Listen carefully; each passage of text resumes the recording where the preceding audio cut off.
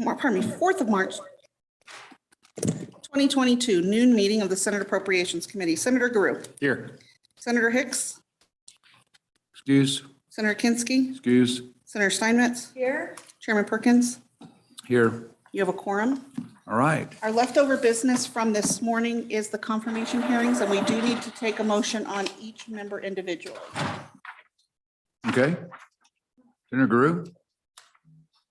Mr. Chairman.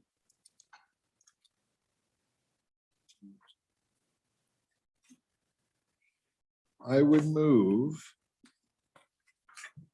that we forward the name of Celia Herbert to the position of member of the Investment Funds Committee to the full Senate for confirmation. Second. Thank you. Discussion. All those in favor say aye. Aye. Aye. Mr. Opposed? Chairman. No. Motion On roll carries. call, Oh, roll call. for Cecilia Herbert. Oh. Senator Guru, Aye. Senator Hicks excused, Senator Kinski excused, Senator Steinmetz, Aye. Chairman Perkins, Aye. 3 ayes. Mr. Chairman, Senator Guru. I move that we forward the name of Doug Dillard to the position of member Investment Funds Committee to the full Senate for confirmation. Thank you. Thank you. Discussion. Please call the roll. The matter of Doug Dillard to the Investment Funds Committee. Senator Guru, Aye. Senator Steinmetz, Aye. Chairman Perkins, Aye. Senators Hicks and Kinski excused. Mr. Chairman, Go ahead, Senator Guru. at this time, I would move that we forward the name of Jerry Vincent to the position of State Construction Department Director to the full Senate for confirmation. Second. Discussion. Please call the roll. Matter of Jerry Vincent as Director of the State Construction Department. Senator Guru, Aye. Senator Steinmetz, Aye. Chairman Perkins, Aye. Senators Hicks and Kinski excused. All right. Thank you. Next item for consideration is House Bill 91. Are you here on that, Mr. Chairman? Excuse me, Mr. Are Chairman. you here on House Bill 91? I am, Mr. Chairman. Please. Thank you and apologize for being late. Not your fault, Mr. Chairman. Sure it is. I don't need to eat and I don't need to go to the bathroom. So yeah, it's my fault. So, Mr. Chairman, committee, yes, I brought before you dealing with salaries with the county attorneys and DAs a couple of days ago. There was also another area that had been identified as a deficiency or creating issues on compensation. It was really with our sheriffs. So the lead law enforcement official in every one of our counties. And rather than just butchering up the statute for the sheriffs, and also in the interest of local control concept is I brought forward House Bill 91, which is again is 18.3.107, dealing with county officers, which is Romanet I in that statute. And when you look at that, this is the county assessors, part-time county prosecuting attorneys, the clerk of district court, county sheriffs. Sheriffs were my main target, Mr. Chairman, and county treasurers. What this does is just add a new subsection D, which is then another increase to the cap, which would begin from January 2nd, 2023 is when it would go into place. Again, this was tied, I think, by the House Appropriations Committee to the salary for circuit court judges. On the House floor, there were several attempts to amend it to a percentage of that. And I didn't have any real heartburn as long as we were moving the ball forward, but the House, the floor spoke and just kept it at that salary. Again, I think the whole concept is that the counties pay for all of these positions. And we have several counties, mine excluded, ironically, but we have several counties where the cost of living and then also the ability to attract good people in these positions becomes a little bit in question. Also where, you know, I know of one undersheriff in particular that makes more than the sheriff in Campbell County. So that's why I brought this forward. Again, you know, we kind of focused on everybody hates their county assessor, it seems like. So that's where we focused. But my main goal was really brought this forward for our sheriffs. Okay. And so any questions for Chairman Greer? Excuse me. Chairman Greer. I don't know which of you is insulted and which of you is complimented, but anyway, Senator Guru. Compliment for sure from my end. Mr. Chairman, just a question. You brought this up about is mainly driven towards sheriffs when you brought it up. Is it a statewide thing or is this just a Teton County thing? Our sheriff gets a housing allowance. Is that something? Senator Guru, can you statewide? pull your mic closer, Oh, please? Sorry, Mr. Chair. Thank you. No, Mr. Chairman, this is not a Teton County exclusive issue. This, I do know of the situation in Campbell County. I was also contacted by Sheridan County. Park County has expressed interest in this. I cannot say that I spoke to Sweetwater County, but I know they're under the same pressure. So no, in the sake of this having any hope whatsoever of passing, it is not a Teton County problem. Thank you, Mr. Chairman. Did you want it to be? No. Oh, okay. Mr. Chairman? Go ahead, Senator Steinmetz. Thank you, Mr. Chairman. I just had a couple of questions. So from the last bill about the circuit court judges, they are at 145,000. Is that correct? Mr. Chairman, that is correct. Okay. Senator. So then what is the average that the county assessors and the sheriffs are, what's the average salary of those across the state now? Mr. Chairman and Senator Steinmetz, I don't know what the average is. We might have somebody who does. I know within my county is they're right around, these officers are right around $65,000 to $70,000, but that's Washtenaw County. It's a little bit different. I know of a couple of the other counties where in particular the sheriffs, they are maxed. I'm not so sure about the other county officers that are more clerical in nature. Okay, thank you.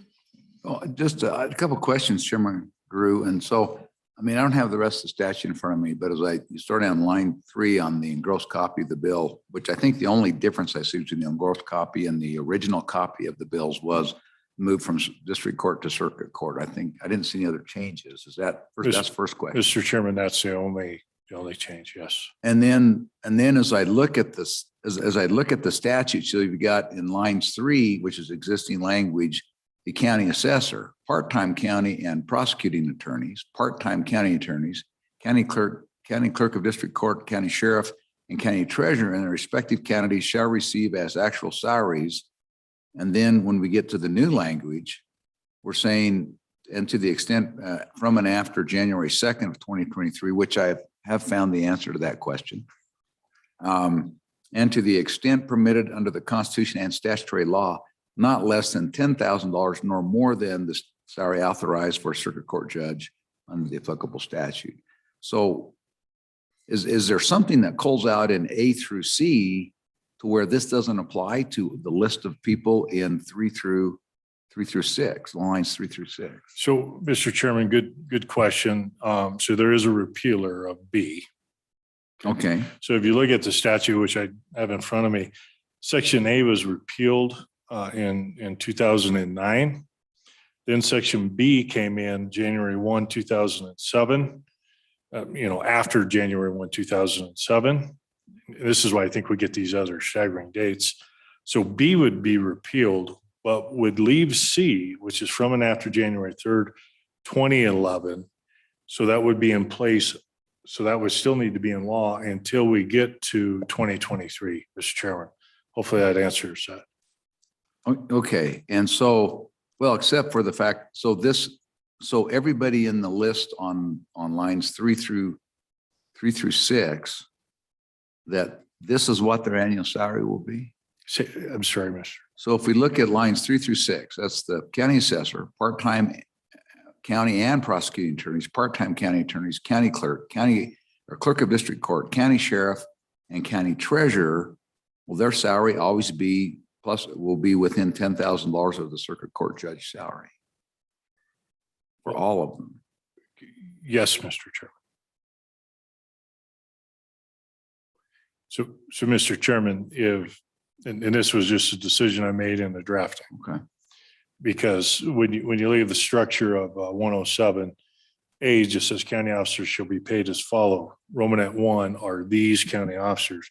Romanet 2 is one we dealt with 2 days ago, dealing with full-time prosecuting DAs and county attorneys. and so then, okay, so that answers that question. So the next question is then on local control, they have local control, but only within this $20,000 band of the circuit court? Or is there some other limiter? It says not less than $10,000, nor more than 10,000, nor more than, oh, excuse me, I'm sorry, I misread that.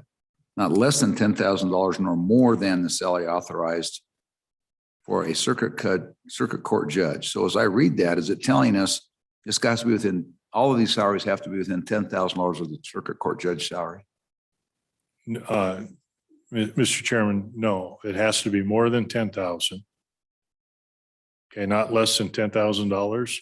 Or Okay, more than. okay, so nor more than the salary. So, Right. all right, so the $10,000 is independent. They have to be paid at least $10,000. Yeah, and so, Mr. Chairman, so when you go back, I can't say what A was. I didn't look, that was repealed.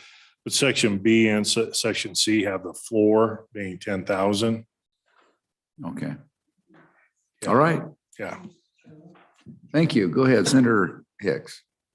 Is there any county that currently for the assessor, part-time county and prosecuting attorneys, part-time county attorneys, county clerk, clerk of district court, sheriff or treasurer that make 10,000 or less now?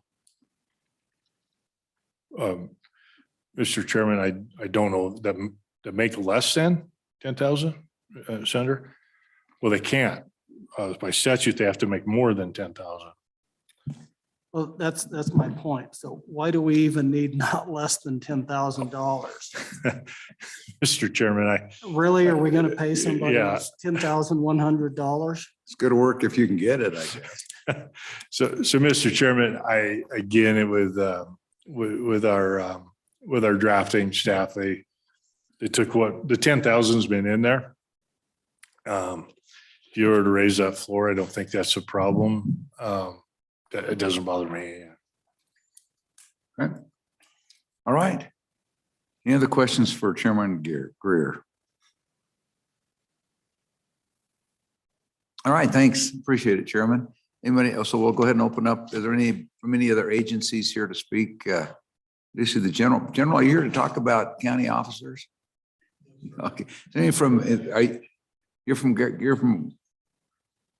Okay, him. All right. All right. Welcome, Jeremiah. Good to see you, Mr. Raymond. Good afternoon, Mr. Chairman, members of the committee. I'm Jeremiah Riemann here on behalf of the County Commissioners Association. We do support the legislation. We actually had introduced increasing the salaries of county and prosecuting attorneys as well as the sheriffs a couple of years ago. And unfortunately, that time was not appropriate as COVID came on. And so we're interested in pursuing this. We do respect that this includes other positions and do support that.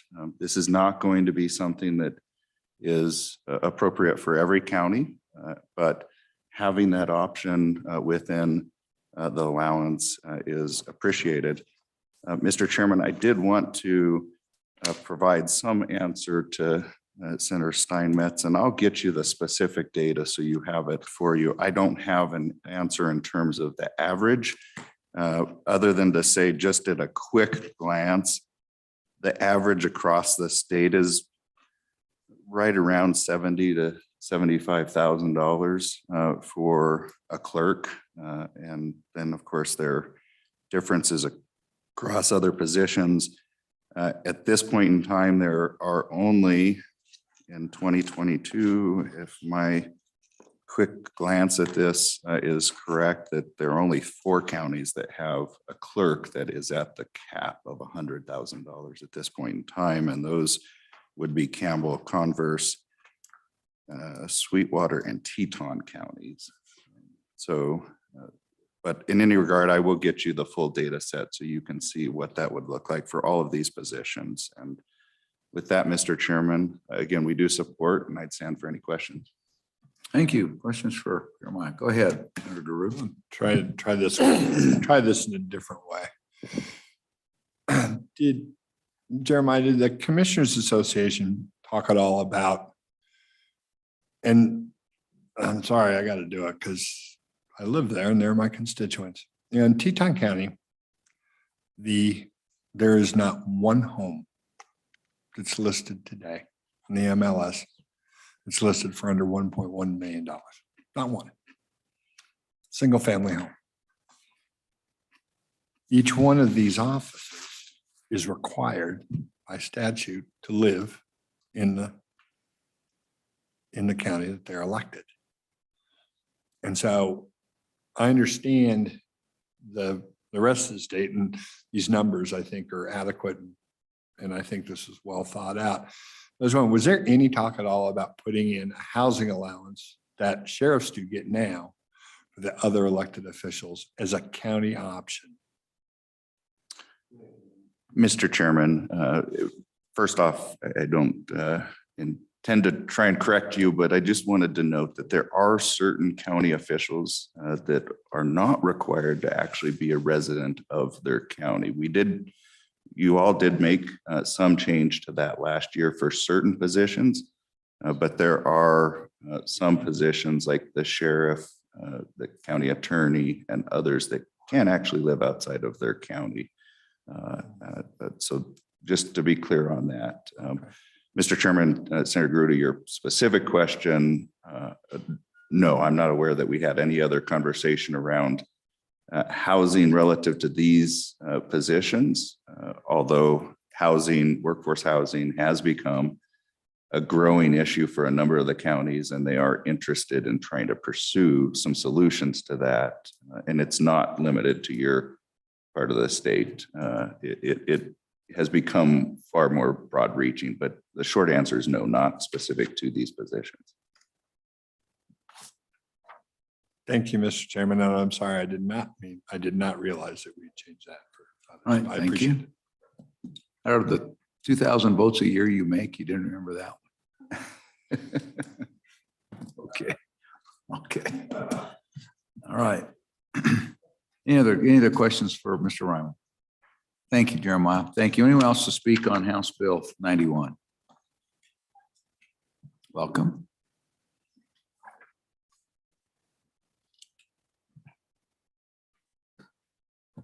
Mr. Chairman, good afternoon, Senators.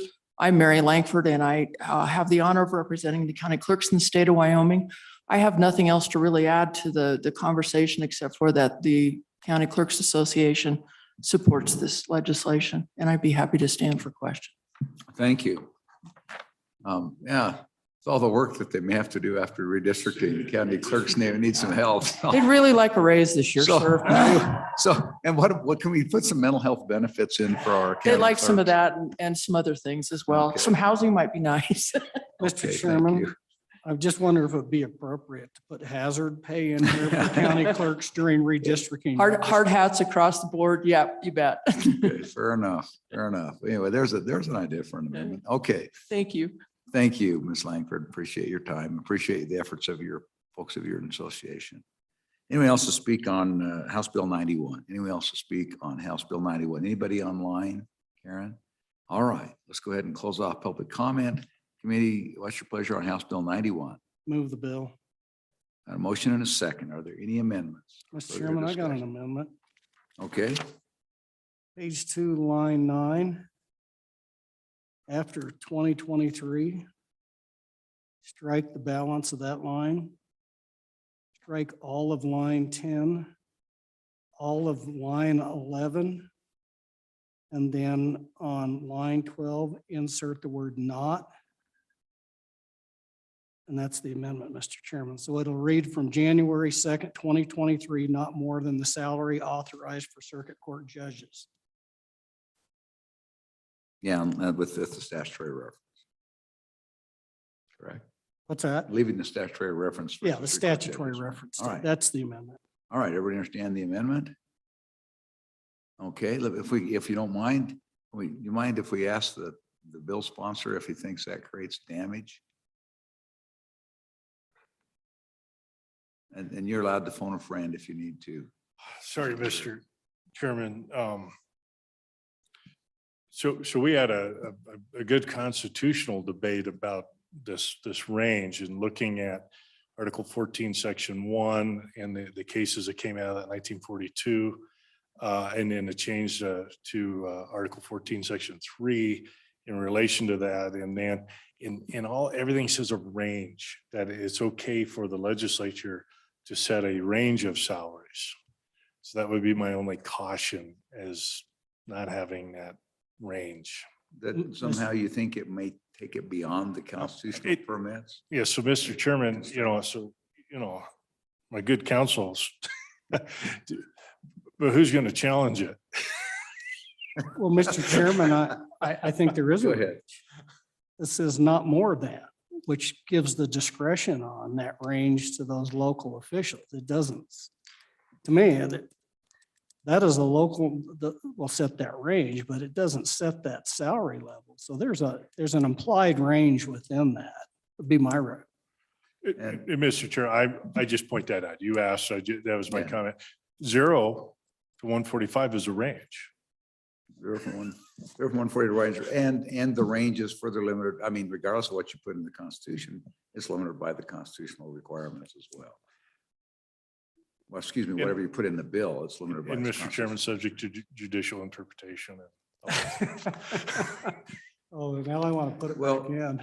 We've had many discussions, Rep. Chairman Greer, and sometimes we don't think that judges do that correctly. Anyway, thank you. All right, any other discussion on the motion? Any other discussion on the motion? All those in favor of the motion say aye. Aye. Those opposed? Motion carries. Amendments adopted are back on the bill. Any other further discussion on the bill? Any further amendments? All right, let's call the roll on the bill. On House Bill 91 as amended, Senator Guru, Aye. Senator Hicks, Aye. Senator Kinski excused, Senator Steinmetz, Chairman Perkins, Aye. 4 aye, 1 excused. So who've you got to manage this bill? Cole.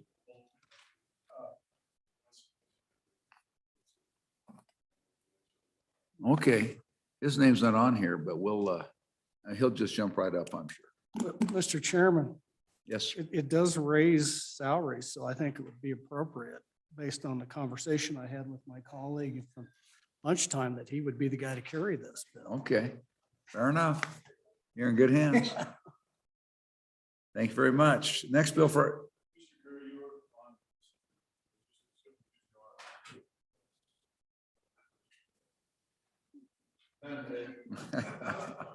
He didn't answer the sponsor request fast enough. All right, next bill for our consideration is House Bill 96, State Official Salary.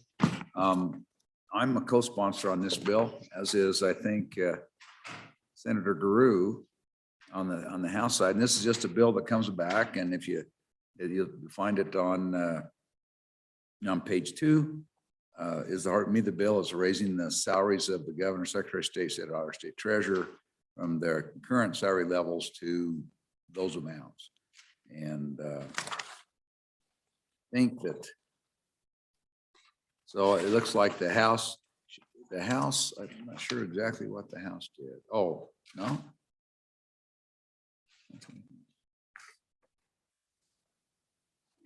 Oh, okay, they took out some cost of living adjustments that were in the bill. Okay. All right, so that's what it does, just raises those salaries and appropriates the corresponding amount to provide those salaries. And of course, as always required, they're not eligible until the next term. So which would be next year after the election. So that's what the bill does. I think, and my recollection was we haven't had state folks haven't had I think the last raise was 16, if not 20 years ago. Well, I've been here for 12 and we haven't done one in 12 years. Mr. You know, Chairman. we had one, I sponsored one of these about 10 years ago. And we actually raised the governor's salary to 150. I don't remember what the others were raised to, but it was probably 10,000 less. We got in a big argument whether the governor should make 150 or 135. And it was the second amendment passed. There was a big fight. It went down. So by a narrow majority, kept it at 150. The next day it went on third reading with nobody saying a word. So that's the last time I remember. Now that was probably 10, but I don't know if you were there then at that point. We did one 2 years ago and joint appropriations and it failed in the House. Yeah, so it's been a while. I don't think they've been raised since I've been, so this is my 16th. So anyway, that's the bill, and it's pretty straightforward. So with that, we'll open it up. Is there anybody here to speak on this bill? Anybody here to speak on this bill? I ran to the state auditor in the hall and asked her if she was coming. She said she couldn't show her face because she can't ask for her own raise. So anyway, so if there's no comment on that, we'll Move the bill. close off discussion. The bill's been moved and seconded. Is there any discussion or amendments? Any discussion or amendments? Call for the question. Question having been called, please call the roll. Yes, sir. On House Bill 96, Senator Guru, Aye. Senator Hicks, Aye. Senator Kinski excused, Senator Steinmetz, Chairman Perkins, Aye. 4 ayes, 1 excused. So the next bill for our consideration is 146, which is the General Government Reports Bill. Is this? Okay. And so we have, I think these are ones that are, I think these are the ones that are duplicated in the budget bill to some degree. But anyway, we've got these in front of us. It's that Government Reports Bill. The House Appropriations Committee put this one together. Is there anybody from House Appropriations here today? Seeing none.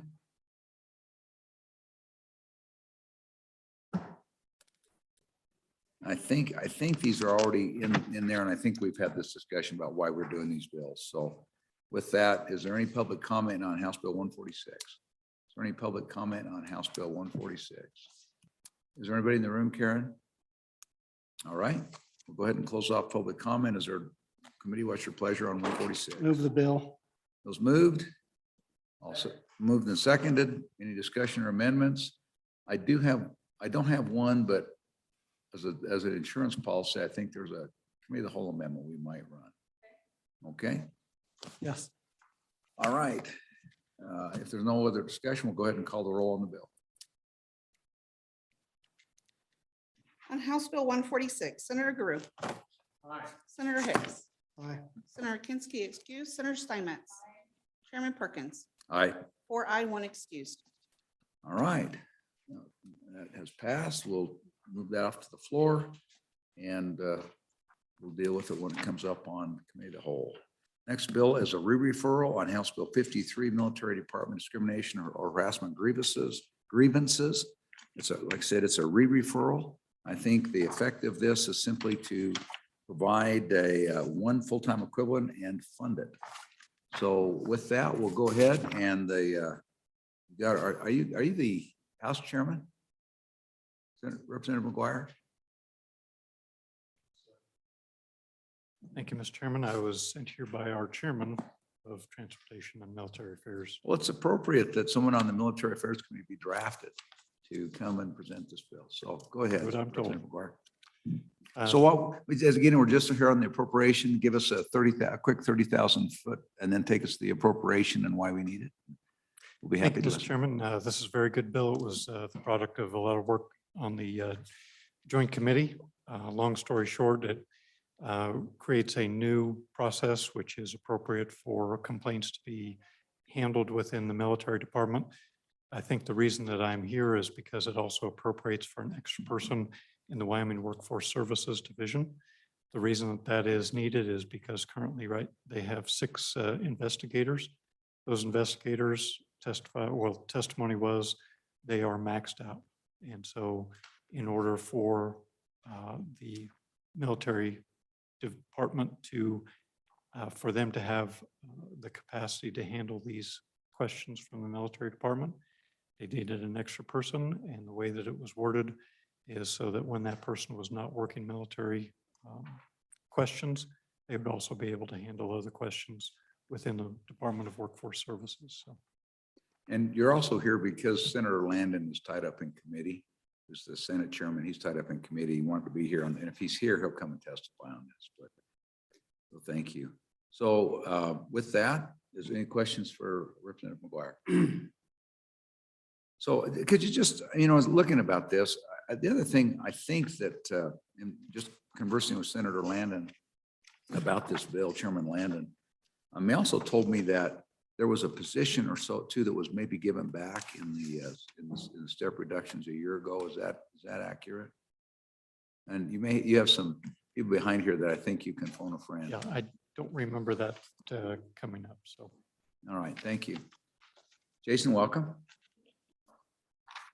Thank you, Mr. Chairman.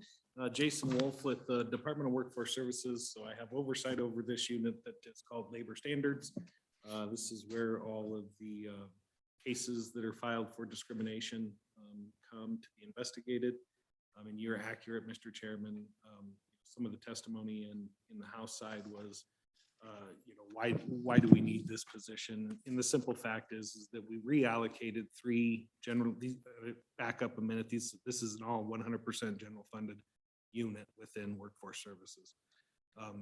When the 2020 budget cuts came our way, this was one of our sections that received most of the cuts, since it's a large portion of our general fund. So we did reallocate 3 positions out of this unit to other units that are federally funded and that were also experiencing heavy workloads such as unemployment insurance during the pandemic. So we made use of those positions. We've maintained the current workload, but we are getting to a point where taking this duty on without another position would be very difficult.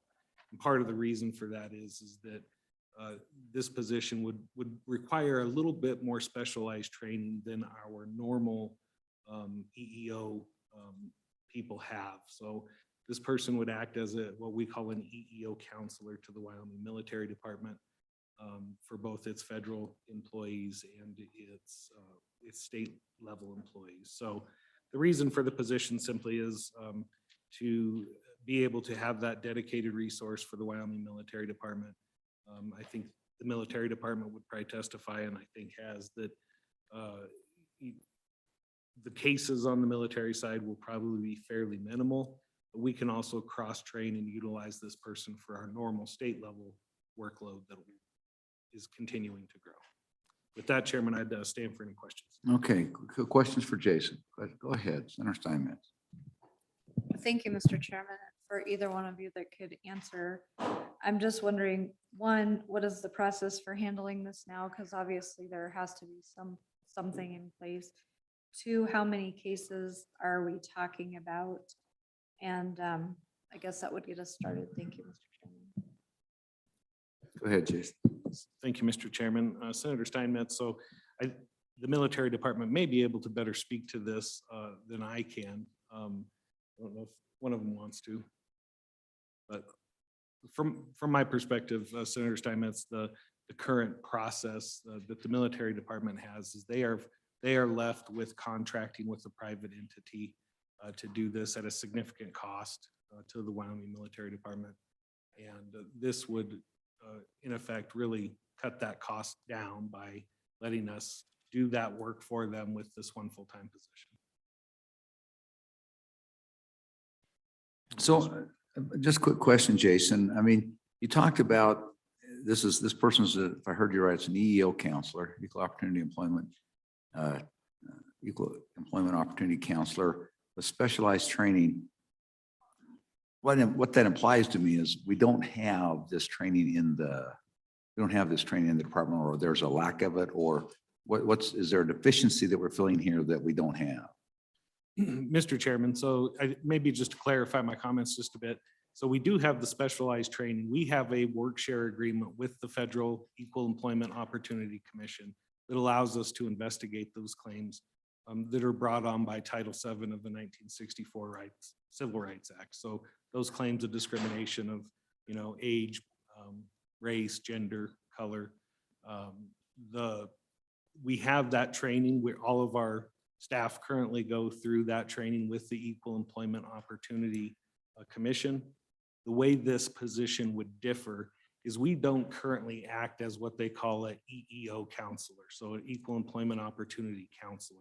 That's another tier of training that our current staff do not take, simply because we don't act as a counselor to the employer and the employee.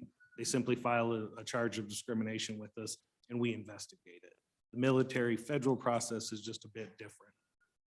I can't imagine that.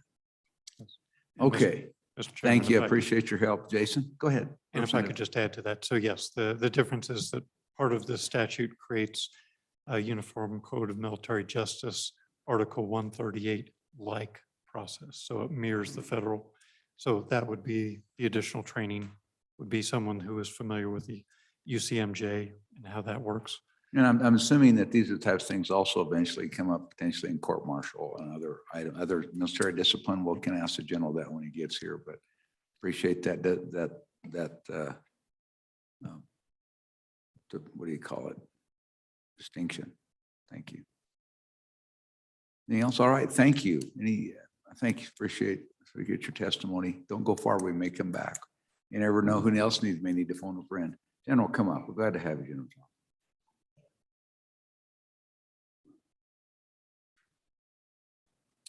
Sir, for the record, my name is Major General Greg Porter, and I serve as the Adjutant General for the state of Wyoming. With me is Major Karen Hinkle, who serves as our staff judge advocate for the 153rd Airlift Wing of the Wyoming Air National Guard.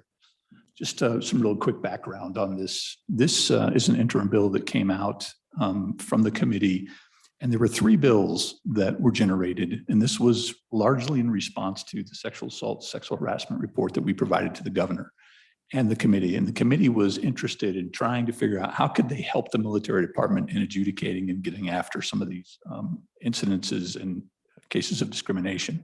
This was one of those bills. And what it did on the military side, it established an Article 138 process that is strictly for Wyoming National Guard members, not our federal civilian employees, which I'll talk about in a second. When we redid the Uniform Code of Military Justice for the state of Wyoming last year, we only incorporated the punitive articles or those punishments that came in. Article 138 was left out because it's not a punitive punishment, it is a process. So what the 138 does, it just allows anybody who believes that they have been wronged and to go to their commander and seek redress. And if their commander refuses or not satisfies, it lets them take all the way up the chain. It's a good process. We don't use it very often. It's not used very often in the active side, but there's nothing bad to it, and it provides a level of ability to get redress. So that's what 138 does. This equal opportunity side of this really generated from a lot of the fact of COVID. So if an individual comes to the military department to believe they've been discriminated against or wronged, they go through a pretty rigorous process of how to address that. It's taken in by the EEO counselor, as they said. They'll have a discussion with the individual, try to determine if it should go formal or not. If it does go formal, then that's when the process of investigation starts to kick in. And that's what we were very interested in getting at. Particularly over COVID, we had some significant troubles trying to reach out, and we have to contract a private person that's been EEOC trained to come and do these investigations. Federal investigations are have pretty rigid timelines, about 180 days to get those done. We were really struggling to be able to reach out, get somebody to contract, come do the investigation, do the counseling, all that in those timelines. And it's pretty pricey to do it as well. What we were hoping with Workforce Services is to build a partnership so that we could have Workforce Services assist us with that. And like I said, kind of build a partnership so they have some sort of, we have a continued working relationship. I think the other thing that at least some of the testimony came up was sort of an odd ombudsman outside the military department that could also look at these things sort of without fear of the chain of command of interrupting them or influencing them. Doesn't really happen in any case, but I think that's part of what swayed the committee and I wouldn't say that won't happen. I think it'd be very difficult for that to happen, but it is an advantage to have a separate organization to make sure that things continue to go right. So, sir, I think broadly, that's how I would characterize it. We don't have that many cases. We probably have 6 to 7 intakes a year that result in maybe 1 to 2 formal investigations that come out of it. But it's a lot of work when that happens, when we enter those. Thank you very much. Yes, sir. Questions for the general? Questions? Mr. Chairman, Go ahead, Mr. when Vice you were President. doing those contract investigations, were those being paid for with federal funds? Mr. Chairman, Senator Hicks, yes, they were. Okay, thank you. Any other questions? Go ahead, Senator Rue. Thank you, Mr. Chairman. General, good afternoon. So I'm gonna make sure I heard you right. So the way you see this program working is that this investigation unit or any investigation unit like this does not affect the chain of command. It just allows for a separate pair of eyes to look at something, report to you or somewhere up and down the chain of command, and then go from there. Is that the way they have that right? Mr. Chairman, Senator Rue, yes, sir. This is, as I think I've testified to you before, status matters in the military department, the National Guard, and we have a lot of them. So for these EOC investigations, probably not a military, that won't happen through military channels. This will be through supervisory channels, primarily for our federal and state employees that are under Title V or Title 32, which means they wear the uniform. So this would be sort of a full-time issue on this case. If it was a military one, we'd handle it a different way. So with about the 5 or 6, 7 different statuses that we have, each of them is a little bit different. But and when you say chain of command, that's what caused my ear. It's probably not a chain of command issue. It is a supervisory issue. Thank you, Mr. I just want to ask, because it seems like whenever we talk about these on the floor, these things always come up, and I'm not being in that military world. I just want to make sure I am trying to understand. So thank you. Thank you. Any other questions? Just have a couple. Just out of curiosity, I mean, can you give us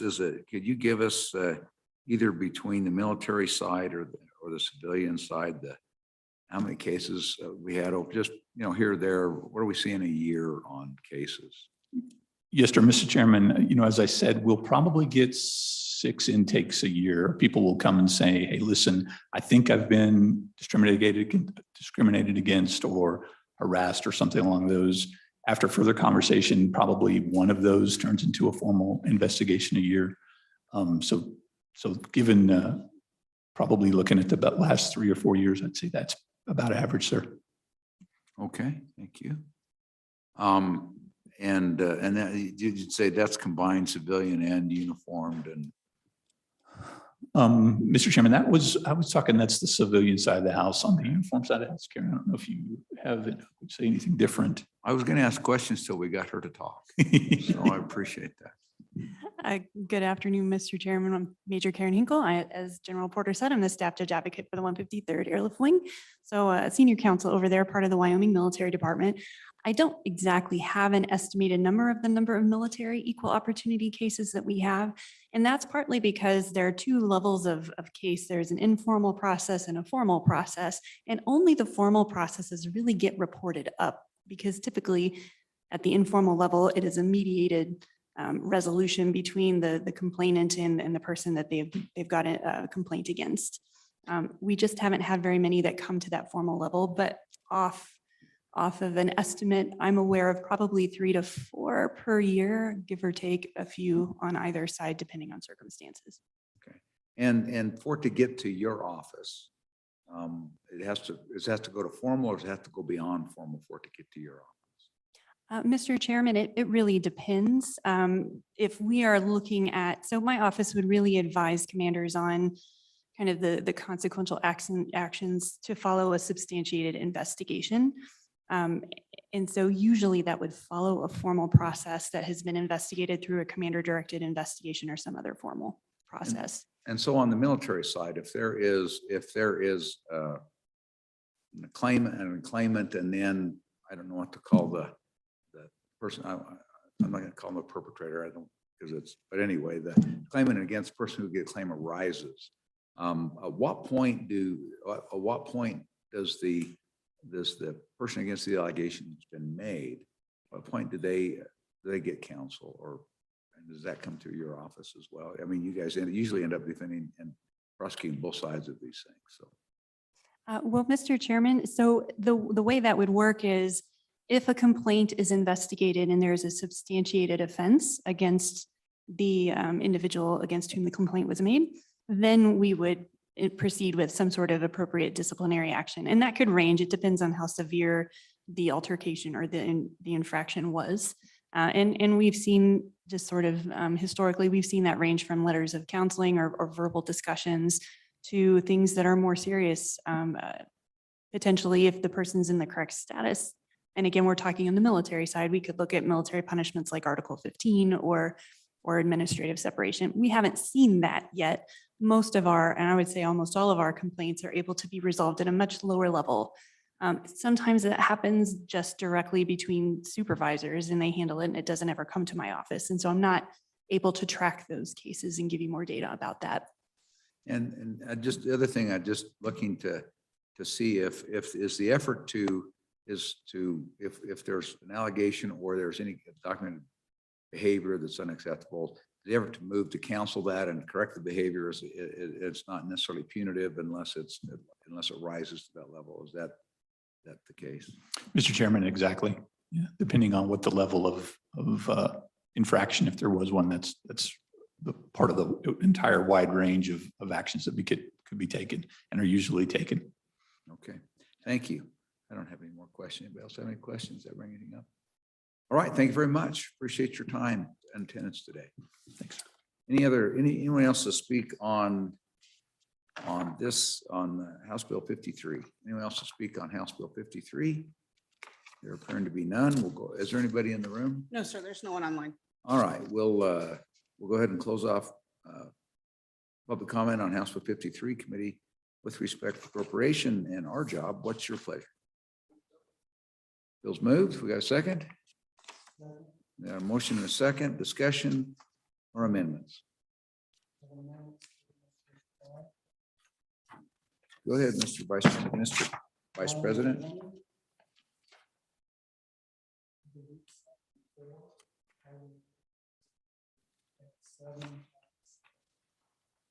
Let's lead section 4, which is a deletion of appropriation. Okay. Is there a second? Motion and a second. All right, discussion? Ready for the, go ahead.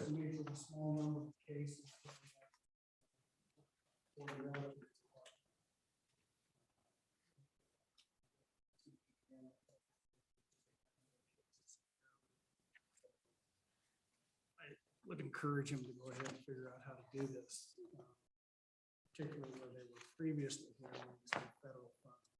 Not that I don't think it's a serious issue, I just hate to use the military department to fund an additional FTE for 5 or 6 kids. Okay, thank you. As I look at it, I'm just looking at this and what I think I remember the testimony being, and I think these are general fund dollars that what we had is there was some reduction and that they're maxed at their caseload now. And this also adds an additional resource that they have. And for those reasons, I'll be against the amendment, but I certainly understand. And, I still understand your point, and I think it's a point well taken, Mr. Vice President. So anyway, any further discussion or comment on the motion? The motion is to strike the appropriation. All those in favor say aye. Aye. All those opposed, no. That motion has failed. We're back on the bill. Any other discussion on the bill? Mr. Chairman. Go ahead, Mr. Vice President. Okay, let's go ahead and call the roll on the bill. Yes, sir. On House Bill 53, Senator Guru. Aye. Senator Hicks. No. Senator Kinski excused. Senator Steinmetz. Chairman Perkins. Aye. Mr. Chairman, do you wish me to leave this open for Senator Kinsky?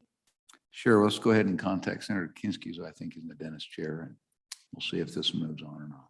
I'll reach out. Well, it's going to move Thank on you. or not. I guess it doesn't matter to us. What we do here doesn't affect the bill going to the floor.